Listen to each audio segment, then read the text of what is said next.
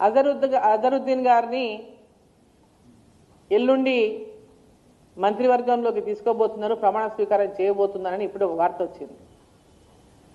అంటే వీళ్ళు ఎంతగా భయపడుతున్నారో, ఈ ఎన్నికలు ఒక పక్క 11వ తేదీ నాడు ఎన్నికలుంటే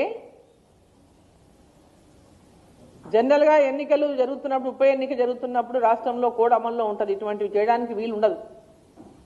కానీ ఇది జూబ్లీ హిల్స్ వరకే పరిమితం, ఎన్నికల కోడ్ జూబ్లీ హిల్స్ వరకే ఉంది కాబట్టి మేము మంత్రివర్గాన్ని ప్రమాణ స్వీకారం అజరుద్దీన్ గారితో చేయించొచ్చని ఈరోజు ఎల్లుండి 31వ తారీఖు 11 గంటలకు వాళ్ళు ముహూర్తం పెట్టుకున్నారనే విషయాన్ని తెలుస్తాం. అంటే ఇదంతా చూస్తుంటే కాంగ్రెస్ పార్టీకి వాళ్ళకు ఓడిపోతామనేటటువంటి భయం పట్టుకున్నది. ఖచ్చితంగా కాంగ్రెస్ పార్టీ ఎన్నికల్లో ఓడిపోబోతున్నదనేటటువంటి విషయం కూడా స్పష్టమైంది.